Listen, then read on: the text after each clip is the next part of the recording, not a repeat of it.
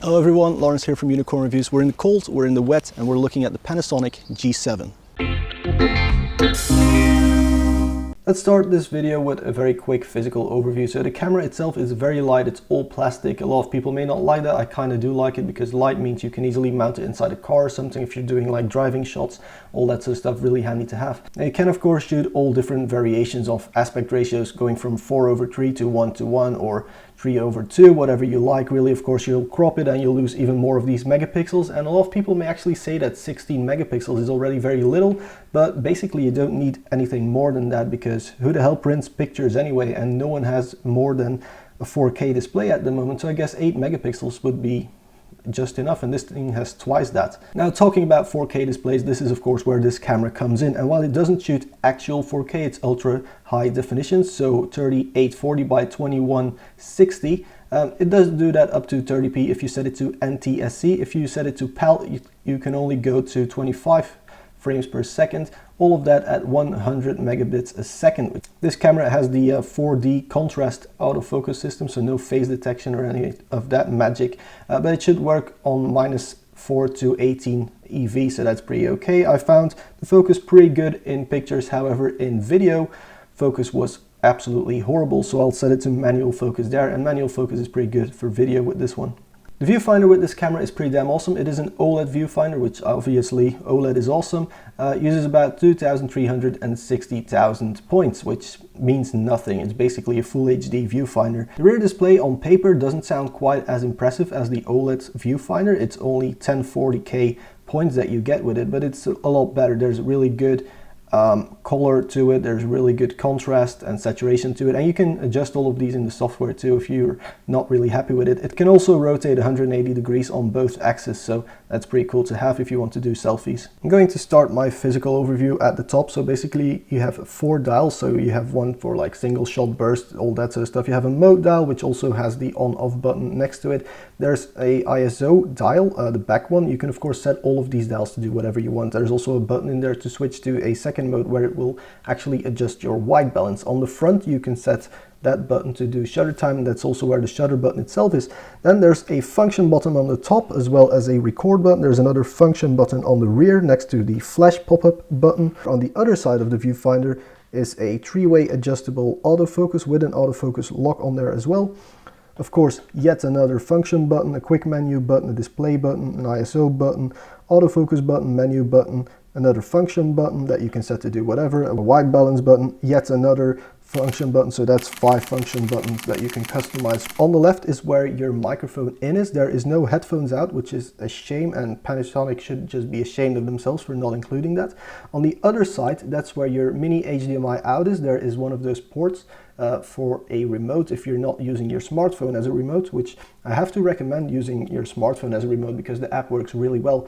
And then there is my first complaint, and basically if you watch the entire video, my only complaint with this camera, a proprietary AV out-digital port which has the slowest, like really the slowest 15 megabytes a second tops transfer speeds if you use it to read off your SD card, so you have to take the SD card out because it's just a lot faster. I hate this connector, and you can't even charge your battery over this rubbish connector. I don't see why they don't just include a Type-C USB connector or just a normal mini or micro USB connector. Like this AV out digital thing, that's just rubbish. And then on the bottom next to the thread hole for your tripod is a flap, and in that flap you can put both a battery and an SD card. And I know a lot of people will complain about that, saying that it's in the bottom and both, like the card is in the battery slot. No camera review is complete without an ISO test, so here is my test. I took a few pictures of some colorful plastic ducks, and basically ISO performance is really good up to 1600. Once you go beyond that, it starts falling off really quickly, with 3200 maybe still being salvageable, but I wouldn't recommend going above 1600. Alright then guys, so while I'm out here shooting pictures, I've noticed that nature can be quite brutal, not only to me, but also to itself, and this camera is taking it pretty well. It's been raining all day, it's very cold, these batteries haven't died, the batteries in my microphone system have died, which is why the audio is not quite as good as it should be, so my apologies for that.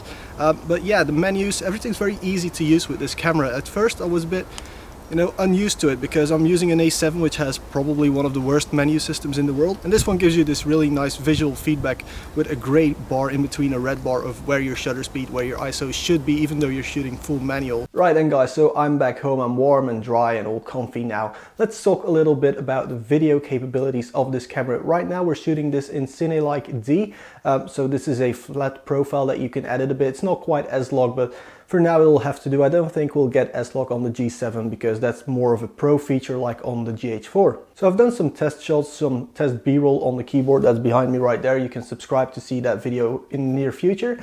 But I have to say it's really, really good. It's incredibly sharp video, this thing. It shoots Ultra HD, so not really 4K, even though they advertise it. It's Ultra HD, so 3840 by 2160 at 100 megabits a second, so that's pretty cool.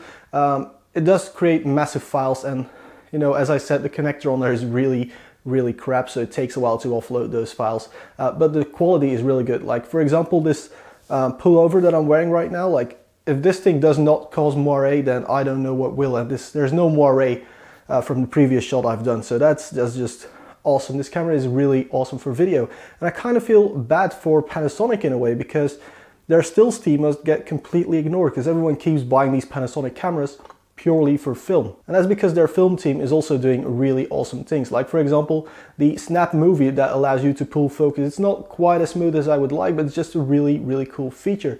There's the time-lapse stuff that I still haven't been able to figure out, so yeah, I'll just do it the old way where I just take pictures myself. I really like this one. It brings 4K to the masses like every other reviewer has been saying so far, and it's just a really great camera for the money. Now, for those of you who managed to watch this video all the way to the end, in the description there's a bit of an Easter egg. There's a download link where you can download, test RAW files, test JPEGs, and test movie files that I did with this camera, completely unedited, for you to just download and play around with yourself, so you can have a look at how good the sensor really is without all this YouTube compression. I also took a few extra pictures in Ghent instead of just taking pictures in the woods, so that could be really cool for you guys if you want to check it out. The link is below. And I can see myself now because this thing has a tilty, swivelly screen. So guys, if you like this video, press that like button. If you didn't like the video, there's always the dislike button as well as the subscribe button. So in the near future, when I do make something you do like with this awesome camera, you can of course watch that video right away. It's completely free. The videos go live on a Tuesday or a Friday at 7 Central European time. Anyway, for now, thank you very much for watching, and I'll see you guys in the next one.